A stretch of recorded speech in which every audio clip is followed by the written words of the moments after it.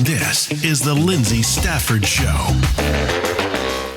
Hello and welcome back to the Lyndsay Stafford Show. Right now we're talking about failures in business, and we're going to touch on that today, but we have a lot of topics to talk about. We should have started recording a half an hour ago.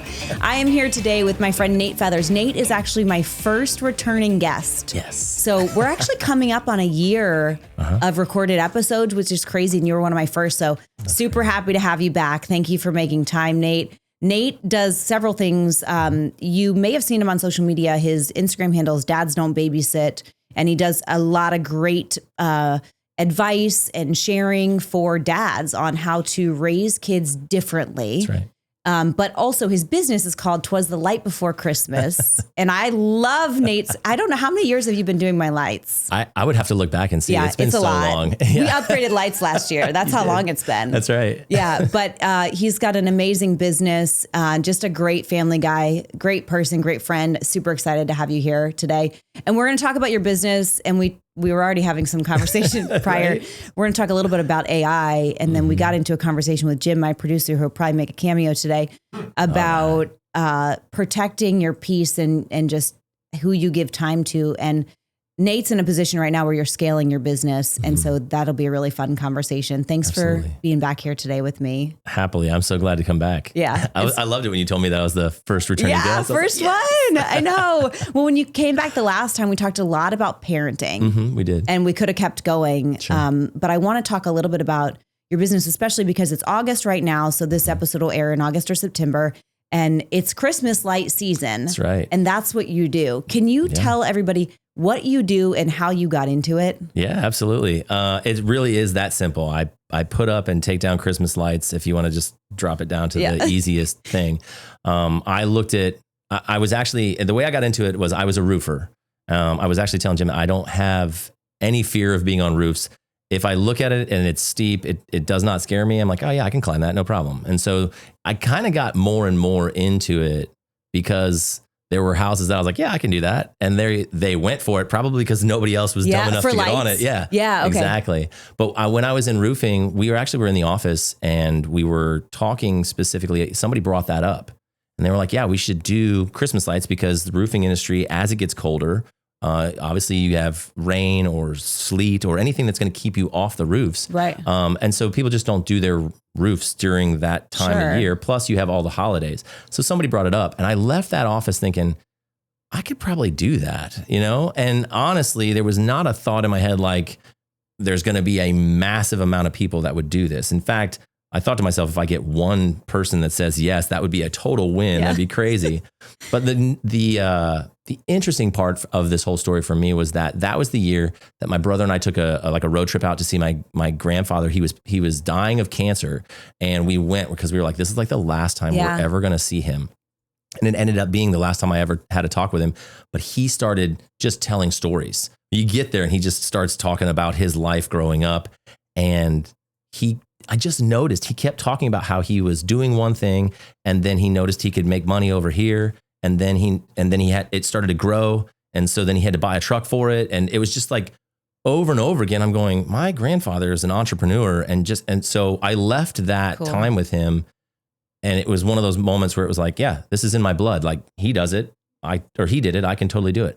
So I went home and I did the thing you're not supposed to do, where you start soliciting, like knocking doors, or really not supposed to put stuff in people's mailboxes. And that's what I was doing. So I just said, I'm going to do this until somebody kicks me out of their neighborhood. Yeah. And I got 3 clients that year and it was crazy, Yeah, that's amazing. Proof of concept. Right. I just bought retail lights. It was so, when I think about it now, I'm like, oh, it was so bad.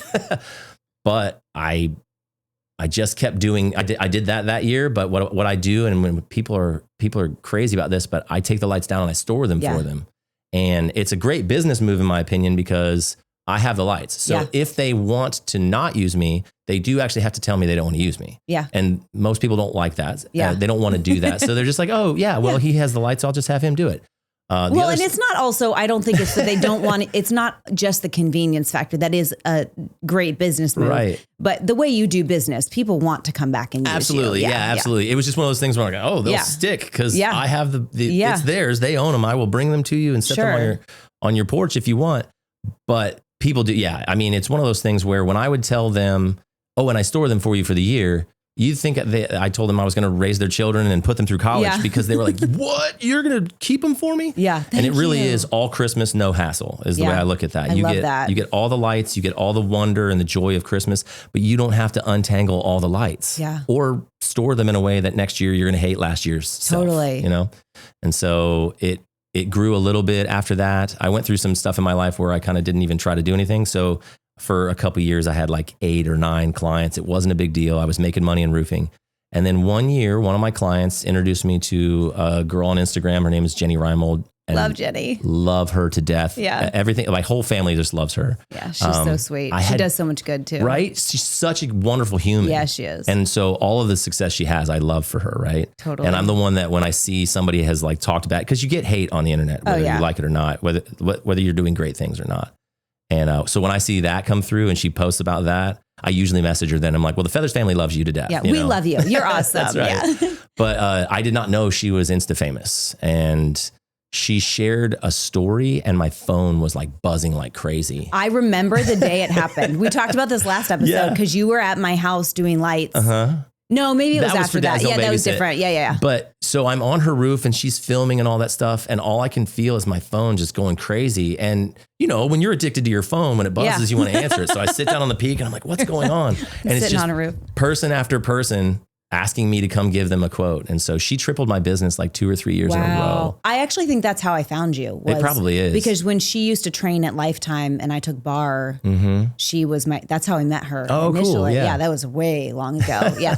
But I'm pretty sure that's how I found you. That may very well be. Yeah. Yeah. But I mean, I completely adore her. I think she only had 50,000 followers when that happened, and I charged her and everything. Right, like I had no idea. It was not a collab. She just wants to do good. No. She's just a good person looking to do good, and the hate sometimes really bothers me. Oh, so sad. She does a lot of good work. So before I had you, 1 year. This is so embarrassing. We had, the net lights. They look so bad. Sorry if you like the net lights. I'm just here to tell you they don't look good. Right. Not a fan. Okay. So if you know they don't look good and you're just trying to make your kids happy by putting lights up, like good for you. Right. But 1 year in New Hampshire. So we lived when Dave and I were first together, he lived in Vermont when we got engaged. So I, of course, moved to Vermont. Sure. We lived in Vermont, Maine, and then New Hampshire together. So all cold New England states. Right. Not fun. And of course the kids want lights and I'm like, I hate the cold. Sure. No, thank you. So we bought the net lights and they look so awful. So when we found you, I was like, oh, this is happening every year. And listen, the lights look amazing. You come do mine right before Halloween, actually, because then November 1st, I can turn them on, which I love. I told Dave when you text me whenever to set it up, I told him Halloween. He goes, I can't even believe you do that.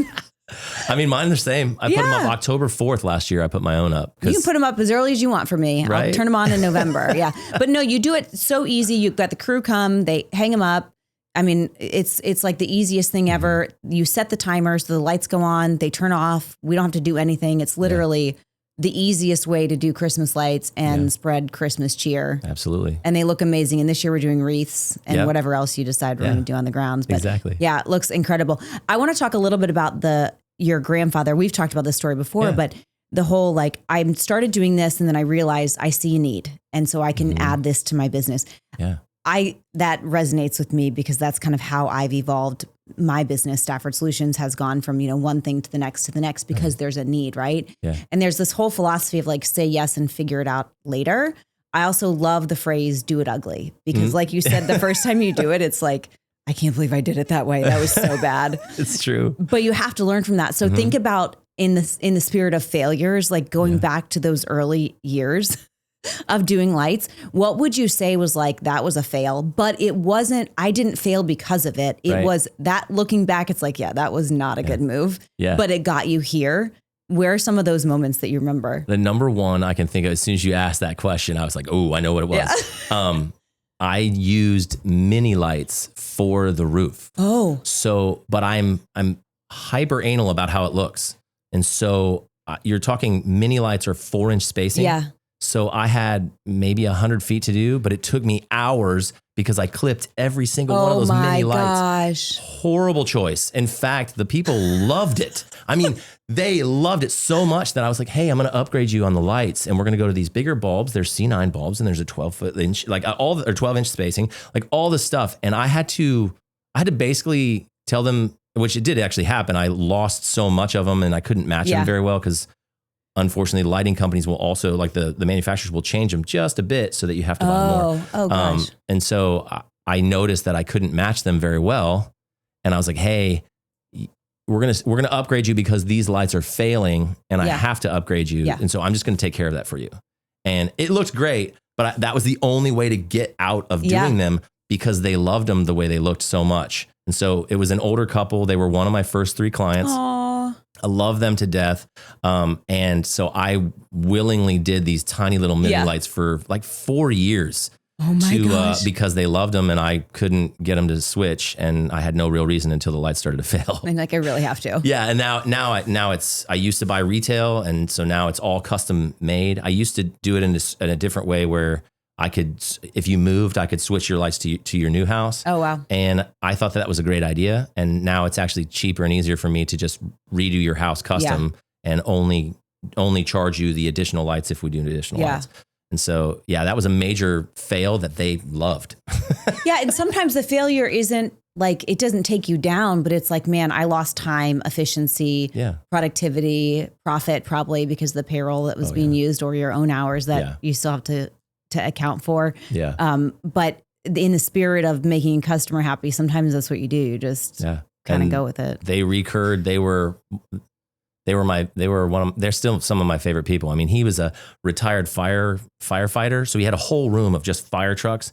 Every time we went there, no matter who was with us, he's like, well, come on in. And I'd be like, you got to see his fire truck room, and take him in there. He invited me to come back with my kids because he set this train up. Beautiful, wonderful people that I mean, it was totally worth it. It's so, okay. This brings me to our conversation of what we were talking about earlier, and Jim was involved, my producer, about relationships, right? And I know I said this earlier, like, I'm a super loyal person. If you're in like my circle and I work with you, like, I am going to be super loyal to you. I'm going to give you every referral and accolade. But when you show me that you're not that person, I tend to just go, okay, I'm out. And not engage, or like Jim said, well, would you ever like have a conversation and be like, hey, when you get a chance, like, let's talk about this. And the next conversation we're going to talk about is scaling your business. And I think in the spirit of effectiveness as a business owner, when you get to a certain level, and I'm not talking about profitability, I'm not talking about success, I'm just talking about your personal growth and development. When you get to a certain level, it no longer becomes really important to like discuss every situation in its entirety, right? You kind of just go, is that something that's important as I move forward? Or do I just like be at peace with like, this is the way that it happened? And there's this, I had this conversation with my daughter the other day, just about like wanting to make people happy, wanting to make sure everybody thinks of you a certain way. And that I think is fought, especially in adolescence, by a lot of people, but it's also even through adulthood, there's always this like desire to be liked that you're always kind of acknowledging, right? And you reach a point in whether it's age or development or whatever, where you just go, it's okay that they don't like me. Right. I don't really need everybody to like me. Not everyone likes chocolate. They're definitely not all going to like me. Right. So, anyways, that was part of our conversation, was just like, and talk about in your journey, because you put a lot of material out on Dads Don't Babysit, which is not something, by the way, that you profit from at all. That is simply because you feel compelled and responsible to help other men know how to parent. And it's very needed. I think about the generation we both grew up in, and it was very do what I say, dictator kind of vibe, right? And we've had to kind of break that. But you've, I'm sure, had a lot of people that have had issues with what you've done, or have come to you and said things, or maybe not said some things to you. Talk about your boundaries with that space and how you manage those situations. So with Dads Don't Babysit, what I noticed, I actually feel like I just said this to somebody the other day. One of the biggest things when Dads Don't Babysit started to take off, because I talk about the fact that I used to be authoritarian dad. And the beautiful part of all this is it comes full circle. So I'll tell you a little bit extra. But I used to be this authoritarian dad where it's like, you do what I say, right? And I believe that comes from the example I grew up with. And so you can't escape that unless you pull back, see that you're doing it, and then decide to change that. And that happened for me when my oldest went to college. And it was like a slap in the face of like, everything you did. I think I told you this last time. I had the life flash before your eyes, only it was his life flashing before my eyes. And I saw every time that I was mean or harsh. And that was the thing. It's just dads feel like to our sons, we have to be harsh because the world is harsh. And that's total crap. And I just saw every scene of his beautiful little, I'll probably cry now, his beautiful little face, even as a little kid. Yeah. Where I was, that kind of thing, like just yelling or pointing my finger and talking down to him. And I thought to myself, I ruined it all. And now he's away, right? He doesn't have to come back. So why would he? Why would you come back to someone who treated you that way? Yeah. Right. And I sat on the front porch and I thought, oh my God, I cannot do this to my others. And no man should feel this weight. That heavy weight. Oh, so heavy. And that's when I started sharing it. And that's when I started growing. But one thing that really hit home was I was a spanker and I am a firm, don't do that to your children now, to a level where if people want to talk about it, I'm like, I mean, you can do whatever you want, but you're wrong. Yeah. Right. And I shared that and I got so much pushback. I use the Bible as well. Okay. So you shared it like on social. I shared it on social and I got so much pushback, like guys saying, because I used spare the rod, spoil the child from Proverbs. Yeah. And I just said that rod was used to guide and keep them safe on the cliffs for those sheep. And when you used it for pain, it was to fight off predators, right? And I was told I was a false prophet and how dare you use the Bible to do this, all these things. And I looked at my wife, I said, one, don't read the comments because you will go into protect mode and blow a lot of stuff up. On the other side of that, I was like, I'm going the right direction. I was like, this hate or this pushback, I'm going the right direction. And it actually made me lean into it. I love that. I love what you shared about in this particular. So in this particular setup where we're talking about family dynamic and how you're saying, I'm not going to do what was done to me. And I don't take that as you're bashing your family at all. Yeah. That was a different time, a different world, a different life. And you're saying, I'm going to do the way I want to do. And there are going to be people that don't agree with or appreciate that. Yeah. And you have to just have this boundary of, I'm not going to let your opinions or your thoughts change my feelings around what I'm doing. Right. Did anyone close to you have those emotions or was it really all just internet trolls? I've shared it multiple times too. And so I've seen guys that I actually respect and follow, and they're in the fatherhood space or they're leaders in some other space that are like, say something to the effect of this world is full of snowflakes and we need to go back to like consequences are heavy. And they don't say it that way, but that's what they're saying. They're saying, yeah, beat your kids kind of thing. And I'm sitting here going, I respect a lot about you. There's a lot of things that they'll say that I like, but I'm wholehearted. I would love to have discussions. Actually, there's some guys that are in the fatherhood space that we should do a roundtable kind of discussion where there's some guys that disagree with me and still believe in the old school way of doing things. Because I think that would be there's a lot of respect in that group and there would be a lot that would come from that. I don't do that every time. The old Nate still shows up and then I'm like, I got to go in and be like, I'm so sorry, man. That was not cool. But that's so much to be said for that. So, when I think about my husband and I both grew up in a very old school, traditional environment, right? Where it was, I was not, and my parents, to be clear, are the best parents ever in the history of the world. They're just still amazing. Your neighbors? Yes, they live next door. I walked with my dad every morning or work out. We walked 4.5 miles today. They were over for dinner last night. Right. And we have dinner all the time. My parents are amazing.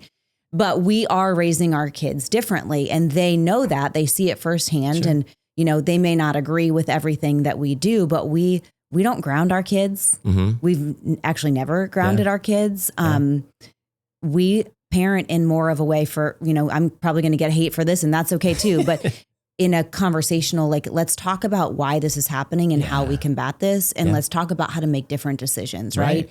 And I think my kids are 15 and 18 and they talk to us about things that there is no way I would have talked to my parents about that when I was 15 or 18. Yep. And that to me is like the differentiating factor of if we have open lines of communication, that sets you up to be successful in life because you know you have somebody that you can always talk to. It's totally true. So right? True. And if you watch your parents, how they grandparent, yeah, that's like the moment where you can go, oh, you wish you could have done this this way. Like that's your regret coming out on how you treat, like my dad used to say, those are not my parents. Those are old people trying to get into heaven. Yeah. Right. And I'm like, that's hilarious, but it's the same thing. My dad would never treat his grandkids. Now they're not his kids. Yeah. But I'm realizing when I look at my kids in the face and I'm like, stop growing up. Like, let me hold you here longer. Right. Like, what is that book? It's like, let me love you longer or whatever it is. Where it's like the little kids stay a while kind of thing. When I look at that, I'm like, oh, you're looking at these kids thinking I did these things wrong with my own kids. And now I get a second chance. I just got that second chance after my oldest graduated and it punched me in the face. That was because your next oldest, how far apart are they? They're 2.5 years. She's 18. Okay. He's 21. So you still had a couple of years though before she left. Mm-hmm. Yeah, she just graduated this past May. Yeah, and she's actually going to Vol State, so she's still in the area. Awesome. Zeke was staying in the area too. It was just that now they don't have to be. They're not under your wings. They're not in the house all the time. Yeah, and that was the part that was hard for me, for sure. Totally, isn't it? So Isabel, my daughter, is a senior, but she's 18. Mm-hmm. So we held her. We held her back because I wanted the whole advantage of being older for your grade, which both of my kids are. And that point where they become an adult and they still live under your roof is like a whole different parenting game where you have to figure out, right? Though, because does she still live with you guys? Okay, so I love it that you said that because my oldest moved out and he has moved back in. So like now I have a grown man living in my house, like leaving dishes at the side of the sink. And my wife is like, I'm going to kill this guy, like that kind of thing. Yeah. It's hilarious because that dynamic is back in my house. And I actually love it because he moved back in saying, he was like, Dad, if I don't move in with you and have the way that you and Meg live, I'll never do the things I want to do. And that was really cool to see. Like I've heard, he said certain things that I'm going, oh my gosh, like all the work and all the desires of like, I wish I'd have done it different is coming back around. We've had plenty of conversations. So fulfilling. Oh my gosh. Awesome. And yet at the same time, I'm looking at this 21-year-old kid going, dude, please just, flush the toilet maybe and clean the bathroom so that I don't have to see that. And maybe, when the dishwasher's clean, don't leave the dishes on the thing. Yeah. Just clean it out. All the stuff that you would tell your kids when they're growing up in your house, but now it's a grown man. And you're like, okay, so we failed. That was a failure. Let's talk about failures. Yeah, right? I failed to teach you how to look ahead. No, I mean, it's such a thing though. It's like that navigating that water, especially when you decide you're not going to be, what do you call it? An authoritarian. Mm-hmm. I don't know if I can say that again. Type of parent. Then you have to figure out how do you navigate through those conversations to be like, hey, this is not how we leave things. Yeah. This is not how we do things. Mm-hmm. And at the same time, you're still saying you're not allowed to do this, right? But like, I need you to get it this way so that it doesn't have to be a different conversation. Yeah. And I think that type of parenting is actually so much harder than just saying, you need to do this, do what I said to do, right? So yeah, it's constantly, I think, playing with how do you navigate that. And as soon as you think you figure it out, it's like, oh, that changed. Yeah. Okay. Absolutely. Never mind. And each one's different. I heard Gabor Mate say that, I think it was him, it said, no kid grows up in the same house at all with the same parents because they all interact with you differently. So, I have 6, like, great. Now I have 6 crazy animals in my house. And what are we like? I don't even know how to handle this one because this worked on that one, but it doesn't work on this one. Yes. It's crazy. And if you're willing to be the person that's like, I'm going to respect that person for the future. I said this to my 9-year-old the other day. I said, I love and want to hang out with you as a man. So I respect him because you're going to do beautiful things. So I have to work with you, remembering that man is one of my best friends. And so now I got to come back to you as a boy and help you become him. Right. And that is unbelievably difficult. It's so difficult, which is why I think people don't do it. They just resort to either not parenting at all and just saying, here's the iPad. Yeah. Here's your phone and do your thing. Okay. Well, this is a whole conversation too, by the way. This is actually a really good conversation we had last night at dinner. So you do that. It's either I go back to what I know, what I grew up, because it is direct tell. It's not engaging. Right. It's not developing. It's direct tell. Or you say, I'm going to push myself. And it's one of those things where when they're little, it's easier to do it for them than to show them. Yeah, absolutely. But you have to stop and show them. And I think now Ben is driving. So he'll be 16 December 31st. Awesome. So poor kid, he's been homeschooled for 2 years. Now he's back in school and as a freshman. Yeah. Okay. And he rough. reclassed. So it's all kids that he didn't go to school with before. Yeah. And he has driver's ed all day on Saturdays for the first month. So he's like, Mom, I get 1 day off a week. I went from like open schedule to like 6 a.m. wake up to basketball till 5 or whatever time, 4:30. Yeah. And 6 days a week. So anyways, but he gets in the car and it's like, I really don't want to have to coach through driving right now, but you got to, because if I don't do it, when's he going to learn to do it? Yep. So it is a harder parenting strategy, I think, to do it this way. But then I have conversations. We had like some conflict that we were discussing as a family with, an outside situation where it was impacting our family. We were having a conversation about it. My daughter and I kind of like laid the conflict out for her, and her approach to it, opinion and how she was like, this is how it should be handled. I was like, okay, I've done my job. We're good. You got it. You understand it. Yep. Yeah. But that's what comes after that. Okay. So the whole phone and iPad thing. Okay. This is a whole conversation. So as any parent knows, Tennessee passed the state law, right? There's no phones in school now. Yeah. So they go into the classroom, they put it in their little caddy or whatever thing it is. And apparently they aren't allowed to be on them in the hallway either. So they can have them at lunch, which is 22 minutes, but they cannot be like walking in the hallway with their phone. So if I was able to walk around and still be on the camera now, I'd be like Isabel's like, everyone's walking around school like this because nobody's on their phones, right? So they're in the hallway. It's a totally different, like she's cracking us up at dinner last night. She's like, they just took away everything fun. It's like anything that makes you happy, we're taking away. No phone. And her and her boyfriend have like completely separate classes. Right. They don't see each other all day. She goes, I send them a video every day at lunch to tell them about the day. But we talked about it last night because we didn't grow up in an environment where you had a phone at school. Yeah. And the generation today, 99%. There are kids that don't have a phone in high school, but the majority of kids have a phone by middle school or high school because they play a sport. The coaches expect to be able to communicate with them. Right. So they have some kind of device, whether it's, just texting and phone or whatever, but they're on their phones and they're walking around on their phones, which drives me crazy. Same. And I'm so happy that they're all walking around school having to look up at each other. Yeah. And you said that. And that's the first thing I thought. You're like, they're all looking around like this. Like, what do I do? And I'm like, oh, your head is up and you're connecting eyes with another human. Crazy. Yeah. Right. You might actually say hello to somebody instead of, hey, what's up? Yeah. What's up, bro? On a text. You're actually looking at them.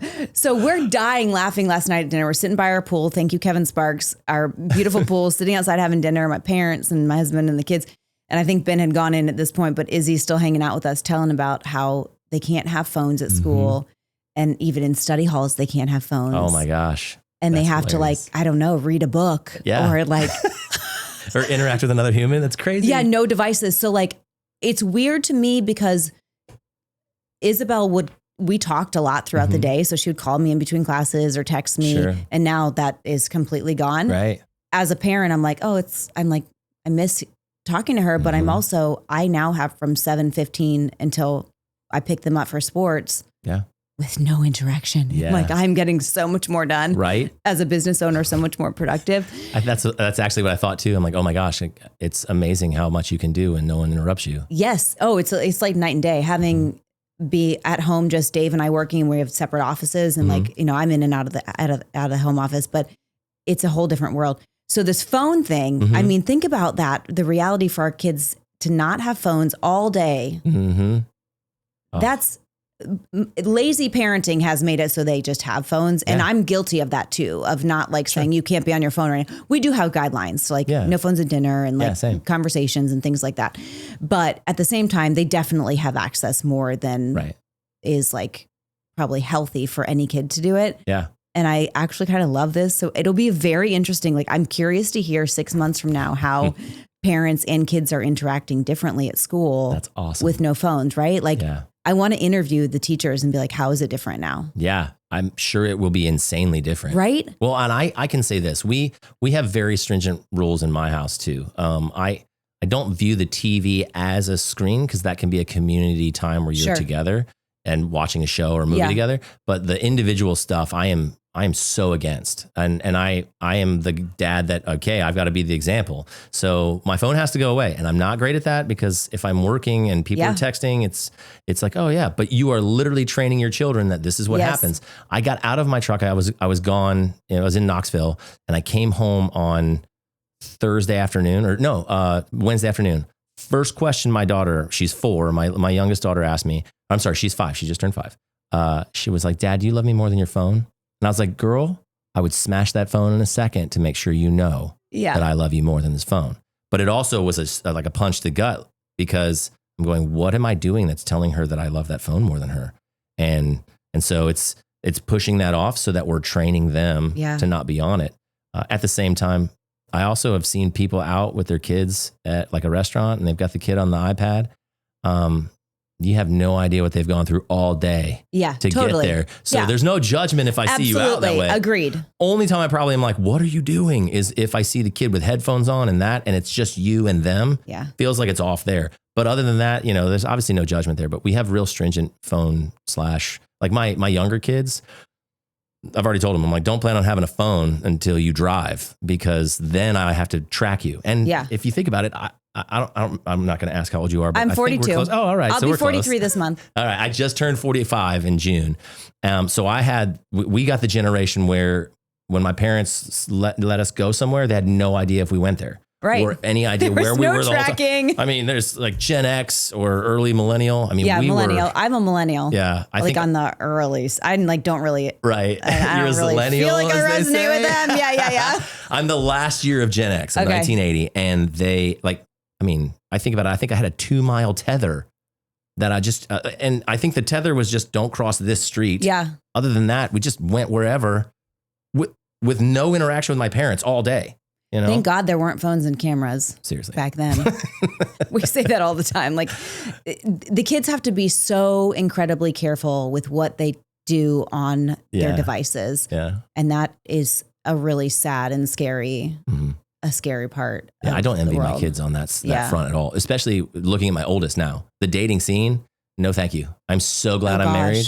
And I know that's like a totally different rabbit hole you could go down, but I've looked at him multiple times and said, dude, I do not envy you in this moment. There's so much about his life that I'm like, dude, just trust me when I tell you to do these things, because if you could have my brain and my experiences like imparted to you, you will crush, because I know a lot of stuff that you will have to learn if you don't trust me. Yeah. You're going to learn it the hard way, or you're going to trust me. Exactly. But the dating scene, it's a big no. I thank God for my wife every day for that reason alone. Well, not for your wife, but I'm thankful for her. I know. Because it's like, oh my God, thank you so much. You keep me out of that insanity.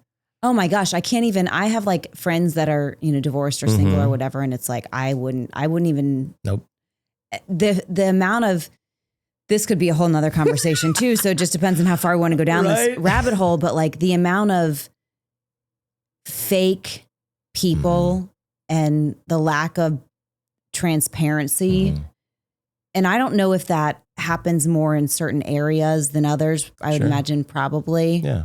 But recently we went back to Maine, which is where I grew up, and my husband grew up in northern New Hampshire. And so my best friend, who, I've known her since I was 16, and our kids have grown up together. Yeah. And we lived in New Hampshire and Vermont and Maine for a while. So then my husband's, all of his buddies from childhood, they're still real close, and we see them every couple of years. Yeah. Try to do it every year, but sometimes it doesn't happen. Yeah. We do have a plan for next year, so that's good.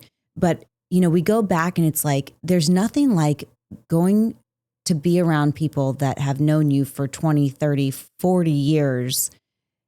And there's no judgment. And it's completely real. Everything is real from, just start to finish, and not prescribed.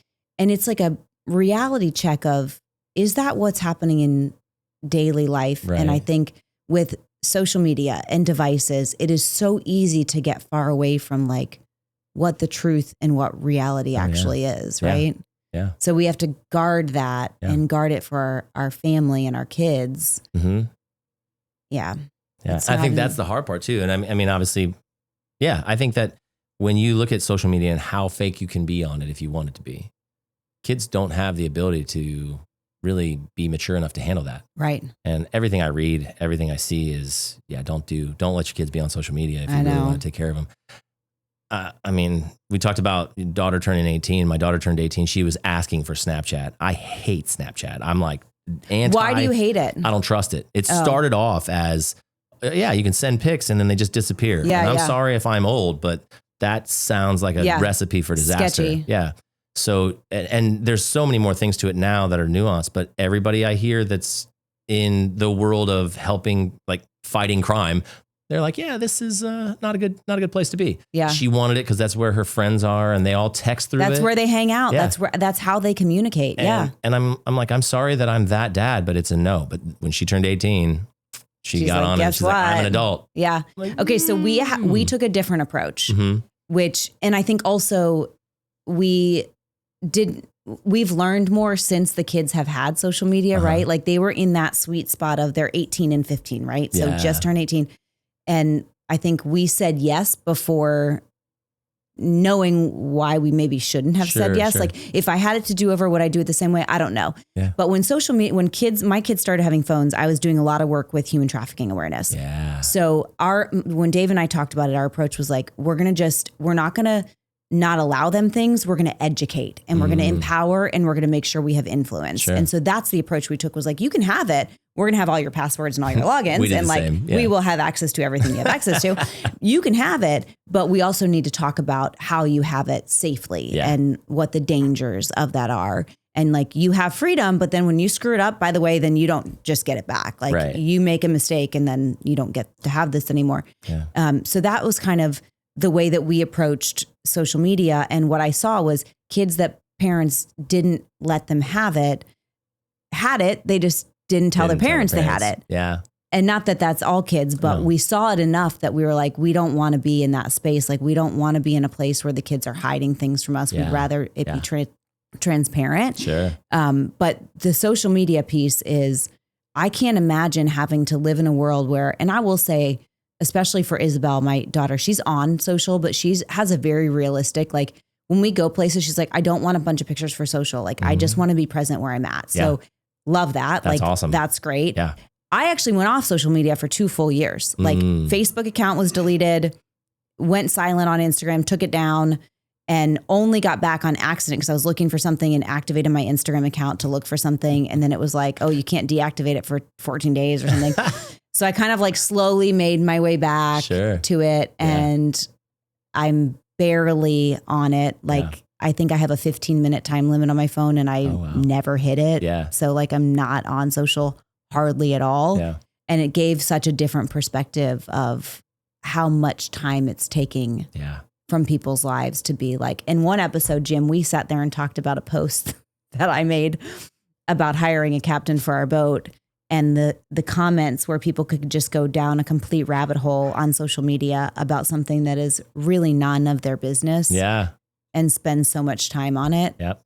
But back to the original portion of the question, which is like, as thought leaders who are focused on being the best version of yourself, bettering yourself, doing hard things, being a constant learner and grower, those conversations that don't move you forward, how do you filter those out? Because we talked before we started recording about conversation with somebody who, you know, it's like, well, I don't really like how that was handled, but I'm not going to give it my time to go back and say, let's discuss this, because I just have bigger fish to fry than to worry about that. Totally. How do you manage that? I think it's got to come back to, like, energetically, you can't give to that because you have so many other things that you're needing to put your energy into. Right. And so energetically, you have to dial it back, whether that's just let it go. What I've noticed, and this may be a feather's trait, I don't know, but it's the whole, that's fine. And then I'm going to do what I want and let them go. And if I don't reach out to them and they don't reach out to me, then it's, I'm fine with it. Like peace be with you. At the same time, I'm not reaching out to just talk and hang out and see how you, and have like I'm not in for light conversation. I know that sounds weird. No, it's the fake. I don't want the small talk fake. That's not interesting to me at all. It's not necessary, especially because there's a massive elephant in the room that we both know is there. Yeah. And if we're not going to address it, then what are we doing? What's the point? And so being able to just, I think that the idea there is that will take energy from you that you cannot leave. You cannot give it away that way. So it's really it's a respect of yourself thing. Yeah. And it creates the ability to say, those are boundaries that you're creating. My time is valuable. My energy is valuable. Yeah. Even if I were just to say, my family deserves my energy that you're taking. Absolutely. It doesn't have to have anything to do with work or business or anything. It could just be that I know that that's going to be on my mind for X amount of time. Right. And my kids deserve to have that. So you don't get it. I love that. And there's 2 points that I want to make around that. One is I did a training this week on saying no in time management. And I love the thought of everything you say yes to. You saying yes to being here with me right now means you're saying no to your family and to whatever else is a priority in your life. And so I appreciate that time, by the way. Yeah, happy to. But every time we say yes to something, we're saying no to something else. So saying yes to allowing toxic situations or toxic people. And I don't mean this to sound cliche because there's so much talk about like, oh, block the toxic people. But the reality is thinking about how you and I talked about growing up in a different environment where it was, how do you say it? Authoritative? Authoritarian. See, I told you. I said I wasn't going to say it right after one time. Yeah. In that kind of environment, there's those triggers of people that haven't moved past that. Yeah. That can sneak back into your life in that way. And you just have to be like, no, I don't allow space for that, whether it's family or an acquaintance or, people that can trigger you to go back to that different place. Yeah. I keep seeing, and you said family, and I kind of feel that. I feel that one from my side of things. I keep seeing this meme, or maybe it's a reel, where it says, don't let the family you came from affect the family that you're creating. Yes. And that is, I'll live and die by that. And there's no angst to my family at all, but we're not going the same direction. Totally. And that's okay. Thank you for the things that we had. Yeah. And there's no anger there or frustration. It's just, well, I'm going this direction, but this is because I'm taking my family this direction. Right. And if you can't go that way, that's okay. Yeah. But that means that we're not going to be together. Right. And that's hard sometimes. And there's a pull. I think because it's family at times, there's a pull back to it. Oh yeah. It can be so hard. And fortunately, I've got 4 siblings. They're all local. One's in Columbus. The other 3 are local. My parents obviously live next door. And I would look at all of my siblings and say, we all are in that direction of like, how do we be the best version of us? How do we move together? And the conversations can be great. We have sibling weekend coming up next weekend. Oh, fun. So there's 5 kids, right? So one of my brothers isn't going to make it. But we're all going down to Jacksonville, Florida. Nice. Flying together for the weekend. Oh, yes. To spend time as siblings with our parents not there, just us. And like, that's not realistic for most families to be able to do that necessarily. No. But I'm really fortunate that we've all kind of moved in that direction. That's not the case for everyone in our family. And that's not the case for everyone's family. Sure. But I do think you have to, in family, friends, business, all of it, you have to say, there was a time and a place for that to be in my life. And I'm now here, and that's not in the place. It's true. So, and I honestly think that this comes back to the business aspect of it. It's actually why when I help guys, one of the things I ask is, what are you doing to create a business that gives you the freedom to be with your family? Because if I had a bunch of guy friends, most of my best friends don't live near me, right? And that's not by design. It's just by the way things work out. But if I had a bunch of guys that always wanted to hang out, I'm not going because my favorite people are in my house. Right. I'm like, why would I go hang out and drink beers with guys when I could figure out how to just go out with my wife? Because she's awesome and I like her more than everyone else, right? And so it's one of those things where one of the questions I ask guys a lot is, well, what are you doing to create the freedom that you need to actually be able to hang out with the most important people, right? Yeah. That's actually what brought my oldest son back in the house. He's like, Dad, I want to be a dad like you, which like Oh my like, gosh. I mean, seriously, like to think about that, I'm like, oh my gosh. Apparently, and if you see this, Zeke, I love you anyways, but he said to my wife, and she outed him to me, but he didn't, I don't know if he knows. He was like, Dad's my hero. And I'm like, that's all I want. He's 20 some odd years old saying that. And I'm like, oh, I'm so glad I changed to be where I am. Right. But in all of that, I'm sitting here going like, he's like, I got to come back in and be around you guys because I want to be a dad like you. I want to be around. What an insightful decision to make. It was to look at him and hear him say that and be like, yes, that's exactly what you want. So now I am able to give advice from stuff I'm doing to say, you want this, right? So cool. But his whole concept is I need to make a lot of money. And I agree with that. He's not making money just to make money. If you do that, you'll always be chasing money and you'll probably never have it. His whole concept is, I know that at some point I want to get married and I want to have a lot of kids and I want to be around. And if I do all the things on the front end to actually make money on there where it's like it's set up, I get to do those things. Right. And that's more important to me than anything else. Amen. And I don't even have words, Nate. Well, to hear him say that and have that insight was fantastic. And I'm not there yet either, but I'm working towards it. And I say to other guys, what are you doing? What is the thing that you could do now that would give you that freedom? Because let's just be real. Most people spend a lot of time at a job they don't like, doing something that they really don't care about just to make ends meet and not actually live. Right. And if I go back to being the dads don't babysit guy, you're teaching your kids to do that. So why do you want to perpetuate that? That's society today though, right? And I think it can seem like you're chasing money. And Dave and I always have said, we want experiences and we want to be able to say yes to everything. Yes. Not that we have to, or we will. Yeah. But if we want to do something with the kids, I don't want to say, well, we can't. We don't have that option. That's not an option for us. Yeah. We can't afford that. Not that we can afford to do everything we want. That's not what I'm saying. But working towards the opportunity to be able to say yes to everything that you want to do. Right. And maybe you have to plan to say yes, right? Like we worked with Kevin Sparks recently, put a pool in. I'll give them a plug every time I can. And we talked to them for years before we decided to do it. But we knew we wanted that environment where the kids would all be at our house. We get entertained. I mean, we have dinner out there every night. And that takes money to be able to do that, right? And time to be able to have that experience together. And that is a misconception, I think, of like somebody who's working to build a business or to, we're going to talk a little bit about you scaling your business and building that out. It's, if you look at it wrong, you see the wrong thing. Absolutely. Yeah. It's about, it always has been for you and I, about your family and being present and being there and being able to say yes. Absolutely. I think about this summer, and the summer went by like this. I was pretty happy the kids went back to school because I felt like I was like, oh my gosh, I have a whole day to get things done. I miss them. Yeah. But in the summer, I want to spend every moment I can taking them out on the boat or going to the lake or going on a road trip or whatever we're doing. I want to be able to say yes. And so designing a life that you can have that flexibility, freedom, and autonomy.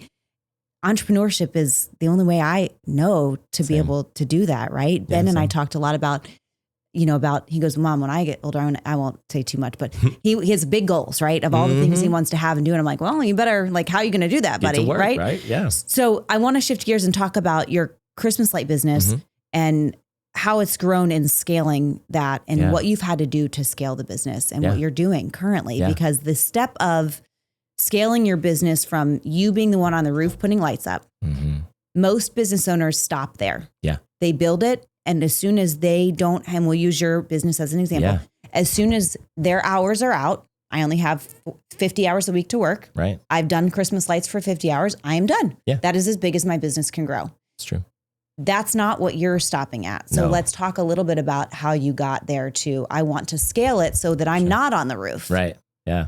That was actually the thing, is sitting down and I know we're going to go into a little bit of AI, which I will say, I am, again, a Gen Xer who grew up during the Terminator movies. So when I hear AI, I hear Rise of the Machines and the death to humanity. So there was a lot of that against it. But at the same time, when I sat down and started messing with it, I actually was like, I need to scale this. I think I'm the problem. I'm the problem because I'm an operator. I have no fear of any roof anywhere. I mean, I've been on high-rise buildings on the top, and you can feel the wind swaying the building, and I'm standing at the edge like, that is cool, right? I don't have any fear of that. But the problem is that I don't have any fear of that. And so I got a guy in Knoxville that was asking questions, and I'm like, I know that I can scale this business out to Knoxville and I can help him do it. He's deathly afraid of heights. That is the best advantage for him, because now he has to find people that will do the work for him. Yeah. I have to now do that because I got to a point where I make great money and it's fantastic and I have so much fun, but I'm an operator and I can't be working in the business and on the business at the same time, especially when it's this type of business. It's seasonal and you only have 2 months to get this thing done before everyone's like, yeah, I don't want them. I don't want to pay that kind of money to only have them up for 10 days. Yeah. Some people are crazy and they'll do that. And I love them. I'll totally do it for them. But I have to be able to be working on the business. And so sitting down and utilizing AI, it literally said, Nate, you are the bottleneck. You're the problem because you're not afraid of the roofs. So we have to get you off the roofs and start doing that. There's too much you can do with social media. There's too much you can do there's too many things that you can do that you couldn't do even 10 years ago that allows for me to step off the roofs. And I basically just had to make the decision, I will not be on roofs this year. And we're talking, I'll probably be on yours. But like, it's one of those things. This is the hard part for me is that operators like me, we go, I have a certain way it has to be done. I told you, I literally took 4-inch lights on 100 feet to do lights because it had to look perfect. And I have a hard time thinking somebody else will have that in them. That right there is where most business owners get stuck. I had a consultation with a business owner yesterday, and that's what she was saying. My husband won't let anyone else be the crew leader because he wants it done how he wants it done. And it's like, we have to identify, we could go into detail of like, how do we get out of that, right? Because there's a process to get out of that frame of mind.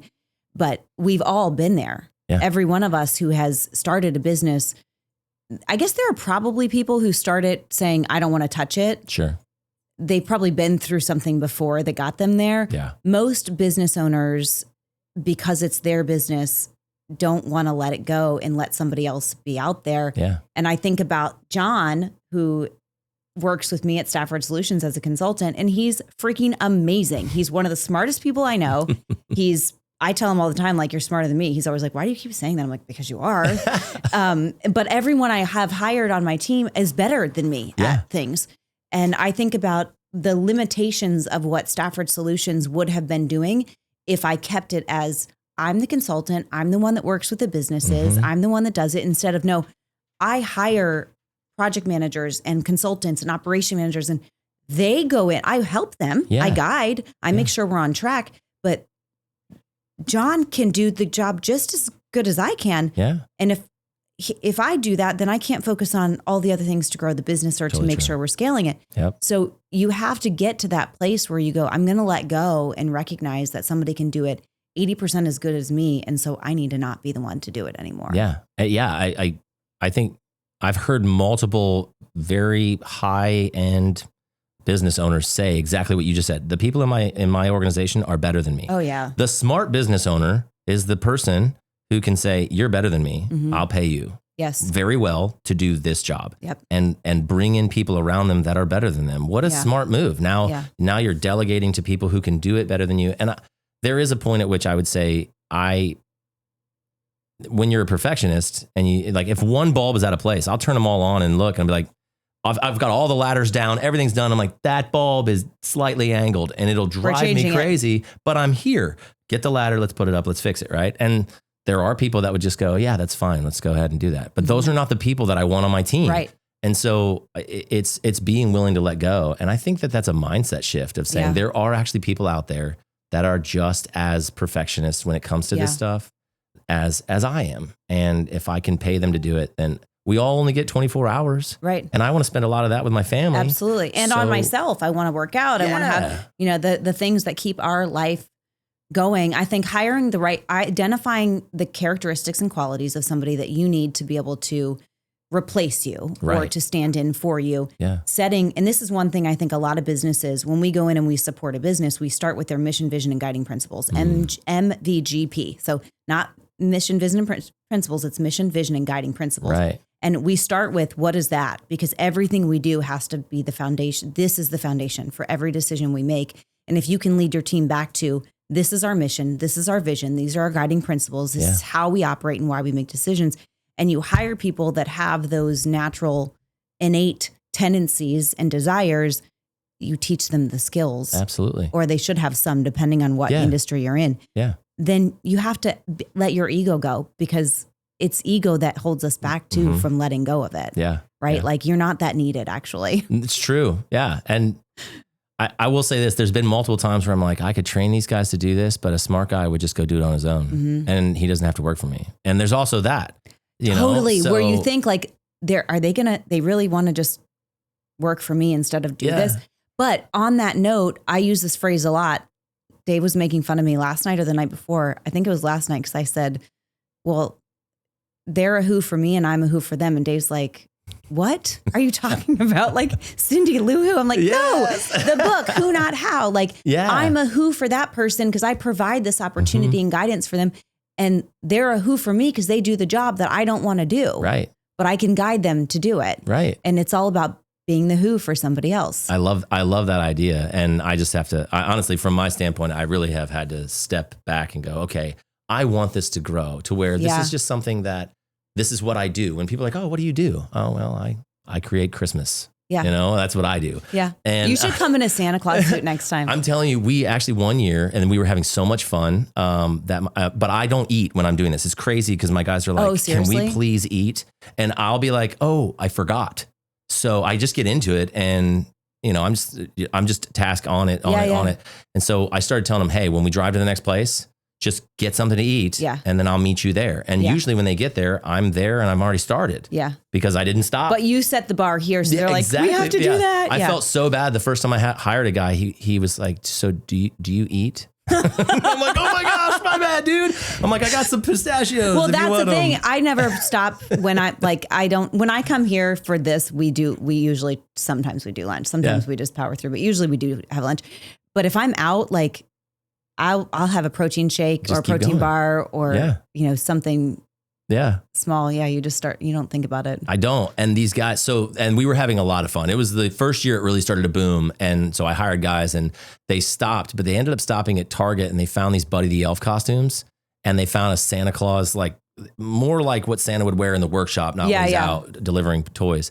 So these kids come home in Brentwood. These kids come home on a school bus. So it's a whole school bus. And there's 3 Buddy the Elves out on there. That's amazing. And they still talk about that with their parents today. And it was like 5 years ago or 5 years ago. You should just make that the uniform. I've thought about it, but I don't know how many people want to get hired on and have to wear it. Because it's I mean, maybe just rough. A shirt. You could do like the long sleeve shirts that like look That's like true. an We elf could do that. We could do that. Yeah. But the whole outfit, it's like zips up in the front. So, and I keep all sorts of extra stuff on me while I was up there. And it was the most annoying thing to have it on. Yeah, you can't do that. And in Tennessee, it's fantastic for putting lights up. October, November is still pretty warm. I've gotten sunburn on December 1st on somebody's roof in shorts, right? So you're up there and you're just pouring sweat because it's made of, I don't know what it is, like fleece. Yeah. So it's uber hot. So it was just not fun. But we've done that kind of stuff before. It was just goofing off and having fun. That's fun. We blast Christmas music, and that's like a marketing move for me, but it's also a lot of fun. I mean, if you have never heard Donny Hathaway's version of This Christmas, that is the jam. Like that is the song. We should play it. That is the song. I've never heard of it. Favorite Christmas song. I didn't realize it was from the 40s or something. It's old, but cool. It's such a great song. That should just be your theme song over and over again the whole time you're hanging lights. Can you imagine? Yeah, right? Well, that's the one we start with every time. I'm like, put on Donnie, let's go. The team knows, like, when they get to this song, they're almost done with that house. That's right. That's hilarious. But we do that because it creates the nostalgia. And, you know, you have all these things about Christmas that just get you in your feels. And so the lights, the music, the smells, everything about Christmas is so much fun that I want that to continue. So, you know, with these guys coming into work, it's like, you got to have a speaker. Somebody's got to be playing Christmas music. Like this is part of who Twas the Light That's is. your SOPs within your standard operating procedure. This is like, this is what we do. I love that. Yeah. So what's next? You're scaling, you're thinking about, right now you're located in the Williamson County, Middle Tennessee area. Like Middle Tennessee. So Middle Tennessee, I say, cause I'm in Williamson County, you do mine, but I know that's not the only place you do. Right. And then you're going to Knoxville now. Yes. Yeah. And I said I was using ChatGPT. It actually, by the time I finished, and I've created like landing pages and websites, I've used a lot of that to do that. It's helped me do a lot of things that I don't know how to do. Sure. And I didn't really think I should have to pay somebody to do. if I could do it this way. Yeah. And so it's been a great tool to use to really scale. But yeah, so I create all that, and at the end of it, and now I call my Chat GPT Chad. So I call him Chad. Do you? Yes. My wife will love that. I'm like, Chad is my trainer. That's right. Yeah. That's right. So I was like, Chad was like, all right, we've got Knoxville, we got Nashville. What do you think about Chattanooga? And I hadn't thought about it. And then I just sat there for a second. I'm thinking, I know people in Chattanooga that I could probably get some connections and start the process of doing some organic materials and things like that. So I just said, yeah, right. I had just built the websites, the landing pages for Nashville and Knoxville, and worked out all the kinks. And I was like, run with it, man. Go make a Chattanooga one. Let's do it. I love it. And so, I'm trying to break into Chattanooga now. I got a guy in Knoxville, and Nashville is I say Nashville, you're right. I'm in Williamson County. I'm all the way out. I don't think we're out to Dixon, but I'm on the far edge of Davidson County. Yeah. I'm up in Hendersonville, all the way. I'm in all the surrounding areas of Nashville. That would be my guys. Yeah, that's your home base. You started there. Yeah. Now it's, as I said, we're filming this in August. It'll air sometime in August, September. And if people want to get a hold of you, can you tell us where to find you? And if they want you to do their lights, you have room this year. I do have room. I'm scaling, so I won't be on the roofs as much. Yeah. That is really hard for a lot of my older clients that I'm like, Are you just calling me old? No, not old in that way. Long-term clients. How about that? 'Cause we know you're not old. That's right. My OG clients. It's hard to not be on the roofs for that, because I just love being there and seeing you guys. So yes, I have plenty of room, but I will say at the same time, space is limited because time is limited. Yes, exactly. And right now, what I'm trying to do is build the amount of people that want to utilize what we do, so that I can know how many guys I need to bring on. And so a lot of that is understanding how to scale it and advertising well enough. So in this instance, yes, they can go to twasthelightTN.com/getlit. Get lit. And that will get them where they basically pick where they're at. So if you have listeners in Chattanooga or Knoxville, they can, or the surrounding areas there. Good. They can find us. And book an estimate or whatever. Yeah. Do you guys come out and do an estimate, and then, because I don't know anymore. Yeah, no, actually, roofing gave me this ability. So we can actually do a lot of things from the roofing world, where we can measure and figure a lot of it from photos. So usually what it'll do is when you go to the site, it'll say, text light me up to the number that's there, and they can do that to me. They can do that there, and it will they'll start a conversation with me at the moment, and I will get the photos, and then we give options. So we'll do Griswold all the way down to Grinch if you want, that kind of thing. And so you can light. Those should be your packages, right? The Griswold. Grinch, pick 1, 2, 3. These are your packages. Right? Like middle of the road. Who would that be? Grinch and. Well, so the Griswold, I guess, I don't really do them like all across the roof, but that's the one where it would be it's going to look amazing. Yeah. Right. And then I do like a middle run where you can take some of that stuff out. Yeah. And then the Grinch package is, I just want to put lights up at the top of the roof. Yeah. Well, that's what we started with. That is what you started with. That's okay. But I didn't have those options before. Yeah. Now I don't want to be the Grinch. So let's do more. We're going to light you up. We're doing, yeah. I mean, honestly, I was happy to go from a net light to just the roof at first. Yeah. I was like, sure, let's do that. Okay. Yeah. And I do the options because there's different budgets, and we have really scaled into, and this has been the beauty of connecting with people like you and Jenny. I've scaled into it's kind of a luxury thing, right? Oh, yeah. You don't really pay somebody to put Christmas lights up if you don't have money. And so I'm running into people who have a good amount of means, and they want it to look great, and they want it to look great for their kids or remember the nostalgia of their family. And so I usually do that package is going to be, we're going to go all out. We're going to do the trees. We're going to do run down the Can you come and set my tree up too? We have this giant, I don't even know how big it is. It is like not even tall. It's tall. It's in that, at that great room. Right. But it is like ginormous. Yeah. And it's like a whole thing. And I act like it's a bad thing. Dave is the one that does all the work. All I do is like decorate it. Sure. But it's still a whole thing. That's a whole nother business model. Somebody has suggested that to me, because you're not the first person to tell me that. Like, you keep it, I assume it's in your attic. Oh, well, it's in the basement. Okay. So it's there. I know people that they just pay somebody to come in, get it out of the attic or the basement, and then set it all up, put all the ornaments on it, and make it look beautiful. Somebody needs to do that. It's a great move. Yeah. It's a great move. I'm kind of the exterior guy. I know. Most you of the time, need a partner that does that. I do. I really do, because again, if I'm on the roof, I'm going to be gross. I'm going to be covered in You don't want to tar be in and the grossness. house. You don't But need you in the could house. do exterior and interior. Okay. So that'll be our next podcast. That's our next move.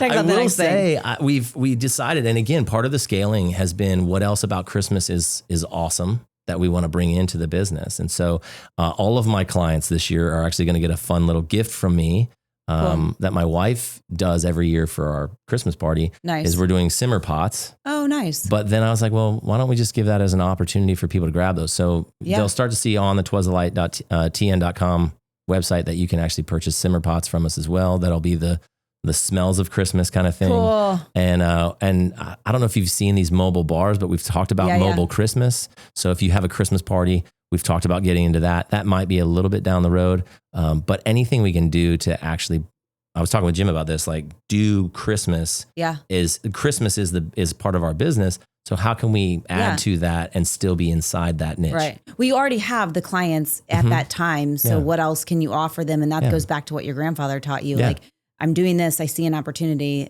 Why not do this? And that is how my brain works always. It's like, oh, well, I can do this and help people with that. Right. And this is an opportunity. So gosh, we could talk forever. My next guest is actually a therapist. So we can probably have some of the same conversation. I'm going to need to talk to her as well. So she's awesome. You definitely need to talk to her. We all need that in our life, right? Totally like true. That's a whole thing. So tell everybody where to find you again before we go. Yeah. So with the Christmas lights, Twas the Light, you can find me on Instagram at Twas the Light. And then twas-the-light.tn.com is the website. You can actually see photos of houses we've done there. So there's a gallery. There's also an opportunity. You can fill out a form if you want us to do that. But if you go to twas-the-light.tn.com, get lit, you'll be able to pick your city and then connect directly with us to get you lit up. Awesome. Get your house lit for Christmas and holidays. That's right. Then we have to do like 4th of July and, I guess you could just go all out with it, right? That's right. Nate, my first ever returning guest for like our 1-year anniversary. Love we're it. coming up on. Thank you for being back here. Yeah, thank just you. all around appreciate you as a human. So thanks for being here. If you want amazing Christmas lights, check out Nate, his website, Twas the Light TN, right? Twas the Light TN. But also if you are a parent, especially dads, go to Dads Don't Babysit on Instagram. Follow what he does. He's got great videos, short clips, how to be a great parent, how to be a great dad, different than maybe what we grew up, if you grew up in our generation, early millennial? I guess, yeah. They say zillennial. I don't know. Gen Z? Gen Z. I'm Gen X. Gen X? Okay, Gen I don't X. even know what we are. Thanks for tuning in to the Lyndsay Stafford Show. If you found value in this episode, please like, share it, comment, and rate and review it. Appreciate all of it.